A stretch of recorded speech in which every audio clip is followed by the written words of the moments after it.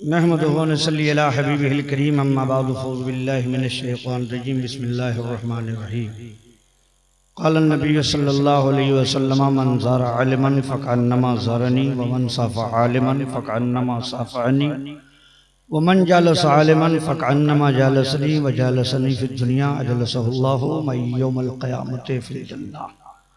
صدق النبی صلی اللہ تعالی علیہ وسلم۔ جی لگا کر درود شریف پڑھ لیجئے اللہم صلی علی سیدنا محمد وسلم صلاۃ و سلام علیہ یا رسول اللہ یا حبیب اللہ یا نبی اللہ یا قاسم بسم اللہ۔ حضرات، بڑی مسرت اور شادمانی اور خوشی کی بات ہے کہ سرزمین بہاری پر بھائی جلال صاحب نے ہر سال کی طرح ان سال بھی روح کائنات کانفرنس کا انعقاد کیا، جس کی صدارت و سرپرستی رازدار شریعت و طریقت پیر طریقت محدث اعظم نیپال مفتی اعظم نیپال حضور شیر نیپال حضرت علامہ الحاج شاہ حضور مفتی جیش محمد صدیقی برکاتی شیخ الحدیث الجامعۃ الحنفیہ غوثیہ جنکپور و بانی خانقاہ برکاتیہ قادریہ برکاتیہ لوہنا شریف، جن کے نورانی چہرے کی ہم اور آپ زیارت فرما رہے ہیں۔ سبحان اللہ۔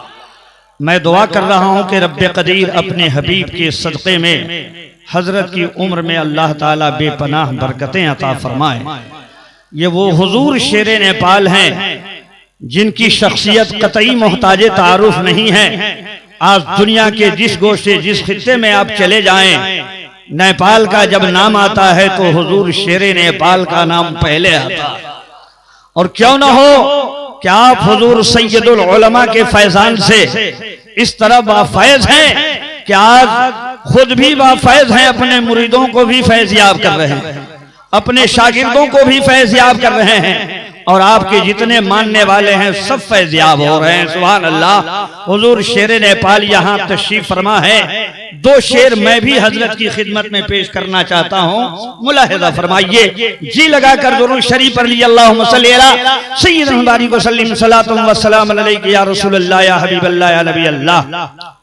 کہ جلوہ فرما یہاں شیر نیپال ہے، ارے جلوہ فرما یہاں شیر نیپال ہے، کہ جلوہ فرما یہاں شیر نیپال ہے، پکڑا جس نے بھی دامن چمکنے لگا، پکڑا جس نے بھی دامن چمکنے لگا، پکڑا جس نے بھی دامن چمکنے لگا۔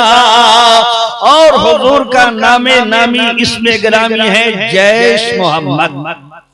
محمد کا لشکر جیش کا عدد 313 آتا ہے۔ اے مسلمانوں، اس لیے حضور حافظ ملت بانی الجامعۃ الاشرفیہ مبارک پور یونیورسٹی نے فرمایا کہ ایک مرتبہ حضور شیر نیپال جب اشرفیہ تشریف لے گئے، آپ کے ساتھ حضرت علامہ مولانا عبدالجبار منزلی بھی تھے۔ حضور محدث مراد آبادی، آپ اپنے ایک چارپائی پہ آرام کر رہے تھے اور حضرت گیٹ سے داخل ہو رہے تھے۔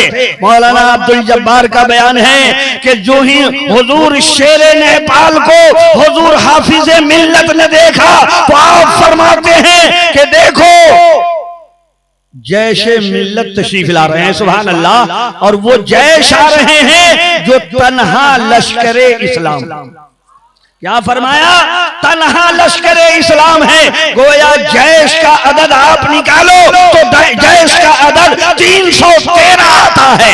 اور اسلام کی سب سے پہلی جنگ جو ہوئی ہے جنگ بدر، اس میں 313 مجاہدین اسلام تھے۔ اب غور سے ملاحظہ فرماؤ، حضور حافظ ملت نے فرمایا کہ مولانا جیش تنہا لشکر اسلام ہے۔ سبحان اللہ۔ اب غور سے سنو مسلمانوں، جنگ بدر میں 313 مسلمان تھے، مجاہدین اسلام تھے، اور حضور شیر نیپال تنہا لشکر اسلام ہے۔ سبحان اللہ۔ میں شعر پیش کرنے جا رہا ہوں، بلند آواز سے ایک مرتبہ کہہ دیجئے سبحان اللہ۔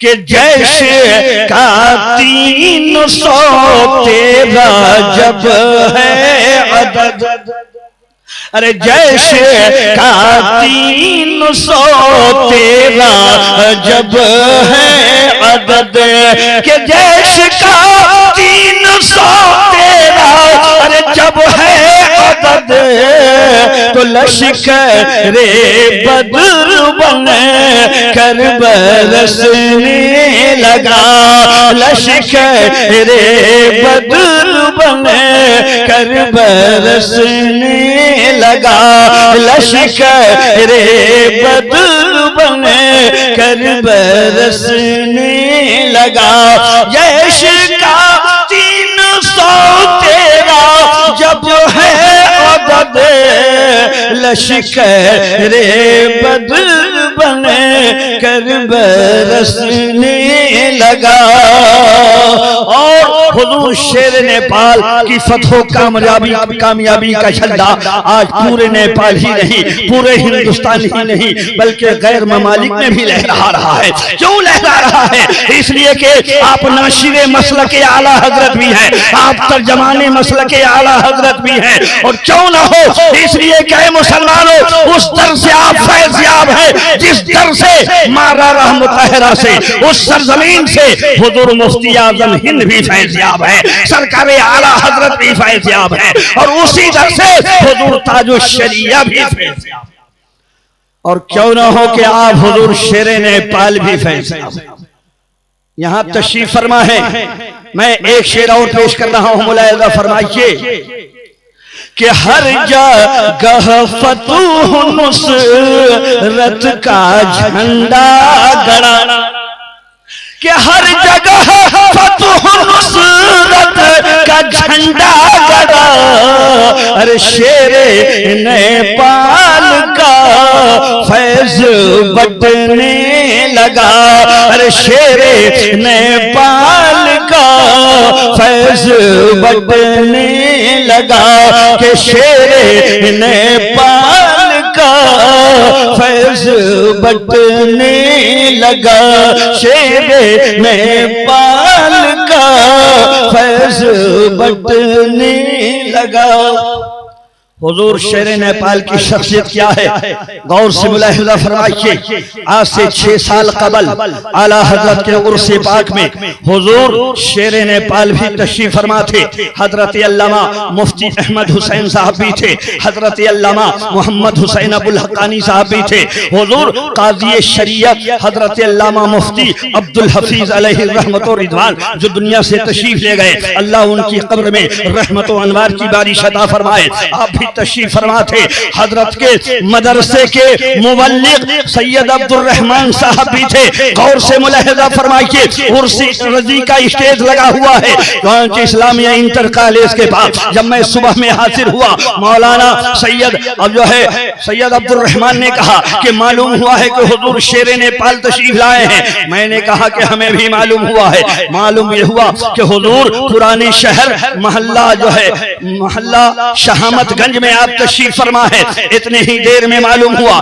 کہ حضرت تشریف لانے والے ہیں، ہم سب کے ساتھ حضرت کے انتظار میں وہیں کھڑے ہو گئے، اور وہاں کھڑا ہونے کے بعد جہاں حضور قمر میاں کا مقام ہے، قمر رضا صاحب کا مکان ہے، اسی کے قریب جو ہے خواجہ قطب میں ایک مسجد ہے، اس مسجد میں ہم لوگ بیٹھ گئے، حضرت بیچ میں جلوہ فرما ہے، اب ذرا سا ملاحظہ فرماؤ، حضرت کے چہرے پہ مسکراہٹ کی لکیر دوڑ رہی ہے، آپ نے فرمایا کہ ایک بات میں آپ لوگوں سے کہنا چاہتا ہوں، سارے علماء وہاں تشریف فرما ہیں، حضور شیر نیپال نے فرمایا کہ رات میں نے خواب میں دیکھا ہے کہ اعلیٰ حضرت فاضل بریلوی تشریف لائے اور اپنی قبروں میں تشریف فرما ہے، عرض کرتے ہیں مولانا جے صاحب اپنا ہاتھ بڑھائیے، آپ کی خدمات کو دیکھ کر آپ سے مصافحہ کرنے کو جی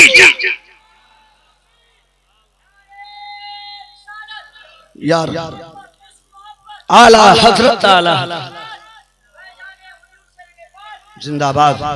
حضور شیر نیپال کی شخصیت یہاں تشریف فرما ہے، ایسی شخصیت، بافائز شخصیت کہ جو ان سے قریب ہو گئے وہ ہر محاذ پہ کامیاب ہیں۔ میں دعا کر رہا ہوں کہ رب قدیر اپنے حبیب کے صدقے میں حضور شیر نیپال کے فیض و برکات کو ہم سب پر